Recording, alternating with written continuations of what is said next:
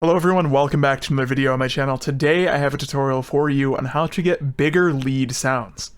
Now sometimes when you're making a song you might notice your lead isn't really playing correctly with your basses. It might sound kind of thin in comparison, or maybe the other way around, maybe your basses are thin. And I'm going to be showing you some techniques I use to kind of fill out my songs, make them sound better, using things such as EQing, layering, things like that. If you enjoyed this one, be sure to drop a like and subscribe for future production content like this. But with all that being said, let's go ahead and get straight into how this is done. First off, I've made this very short little, basically a 4-bar loop here, it just ends. But this is a house track. And overall it's pretty simple, but you'll notice if I go into the patterns itself, we do have quite a lot of lead sounds playing together here. And if we look at the bass, it's mainly one sound at a time, but I've layered it with 2 different sounds depending on where you're at in the bass line. And I'll go ahead and explain my thought process behind that, but before we do, I'm just going to go ahead and play what we have here, so you can get a feel for what it's sounding like.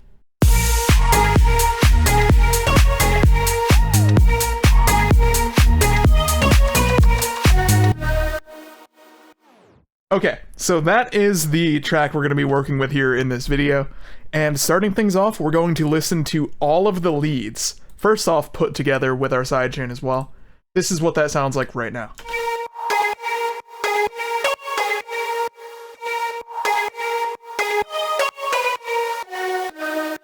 So as you can see, I do have, as I mentioned, a lot of different lead sounds all playing together here.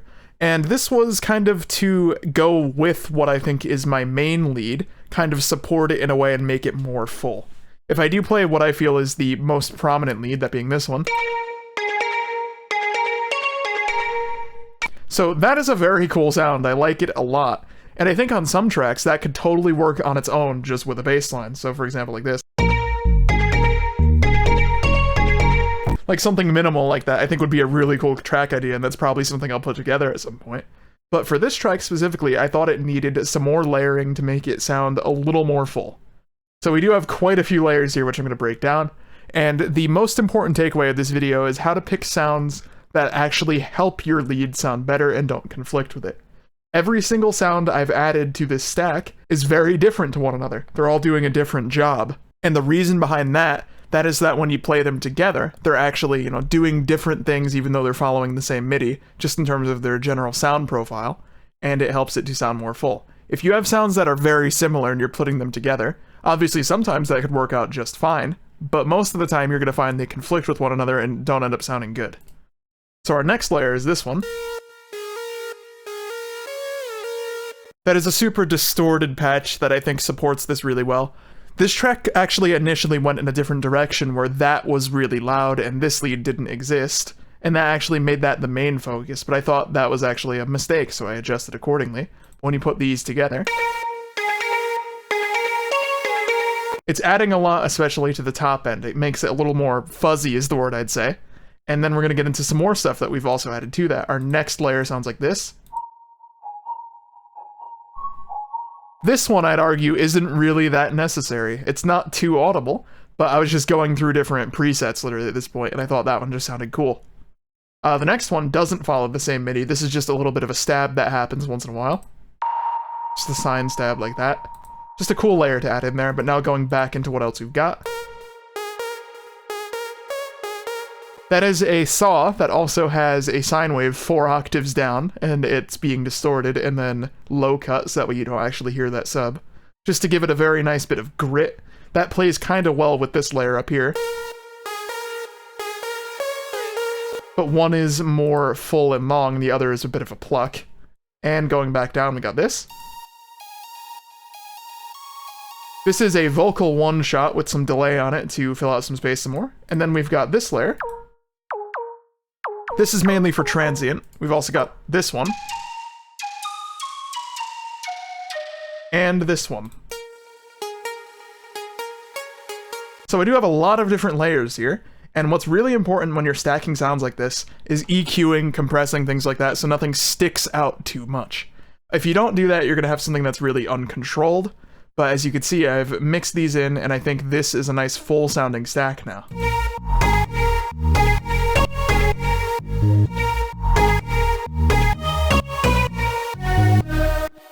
Right. So looking at the next bit, this is a little bit more about how to make one sound super full, but also when to add like another layer for texture that isn't going over the original like I was with my lead. So what I mean by that, if you look at this bass line here, there are some gaps, like right here is a gap, right here is a gap where there's no notes playing.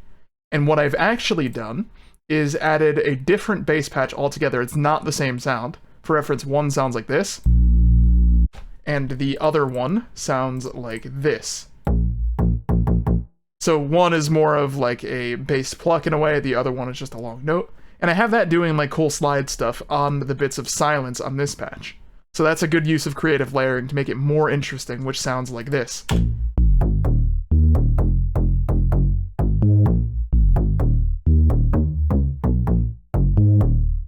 I thought that was a very nice touch, and again, when we put those together, we do get this.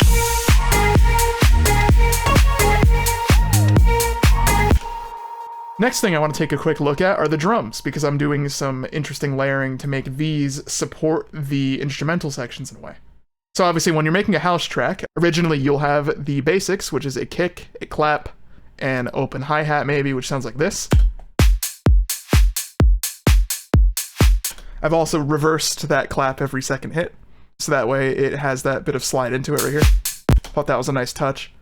But here's how I went and made these drums even more interesting. Obviously we do have a top loop as well, forgot to include that. But this sounds really good on its own, I like that a lot, but it definitely needed something. So first off, I wanted the first little bit of impact to really hit. So right now, without that layer, it sounds like this. What I did is I added a crash cymbal, and rather than let it play out like a normal one, I actually cut it right when the clap comes in, so it goes like this. I really like doing that, it's something I do often. I also have an impact here after that. And then I do have an extra hat layer that's going over every kick once that starts, which you could hear is right there. It's quiet, but it's definitely doing a job. And then I do have some vocal chants just to fill out the background, and also this one synth hit that's hitting the same note every single time, and a couple of other things up here that are just melodic textures. Altogether, that sounds like this.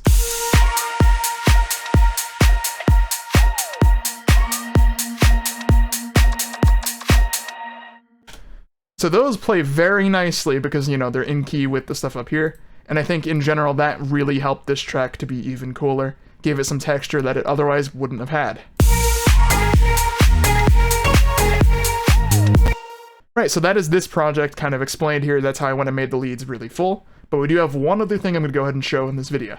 So now we've opened up a different project, and we're going to go into some examples of layering and how it improves a mix, starting off with this section of a drum and bass track I'm working on. So this bit is literally just drums and one bass sound I put together. There's nothing else in the background really. But then on this second bit over here, we have this sort of saw stack that I've introduced very quietly into the background. It's very back in the mix, it's not super frontal, but I've layered it with a square doing the same thing, and I want to demonstrate how much that actually makes a difference in the whole thing. So starting it off, we're going to just let this section play out.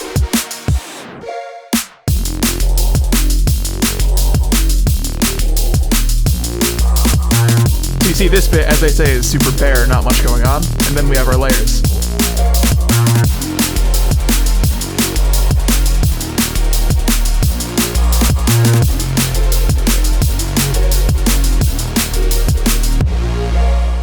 Right, so let's go ahead and break down that section I was specifically talking about.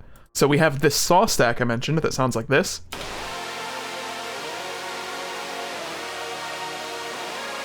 And as I said when I made this originally, this was super upfront because we didn't have many effects going on. If I quickly disable them so you could hear how it initially sounds.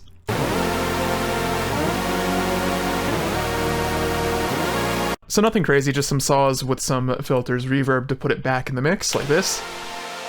Sounds worse on its own, but better in the mix because of the context that's in. But as I say, we have this second layer here, which I duplicated the patch and just made this a square.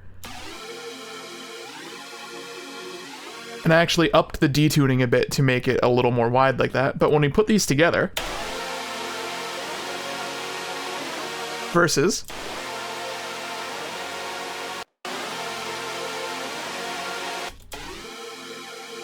especially on that bit where I isolate the squares only and mute the saws, you can tell how much they kind of need each other here to fit in the mix well.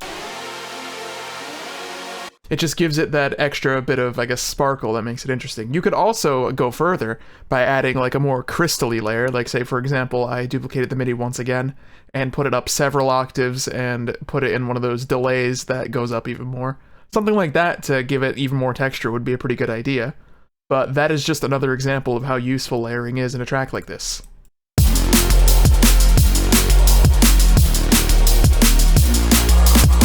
But that is the other project I wanted to open to kind of demonstrate this whole thing. If you found this video helpful, be sure to drop a like and subscribe for more future music production content like this. I'm uploading pretty frequently at the moment, trying to get as many tutorials out as I can for you guys, so I hope you do enjoy them. But as I say, that wraps this up, and I will catch you guys in the next one.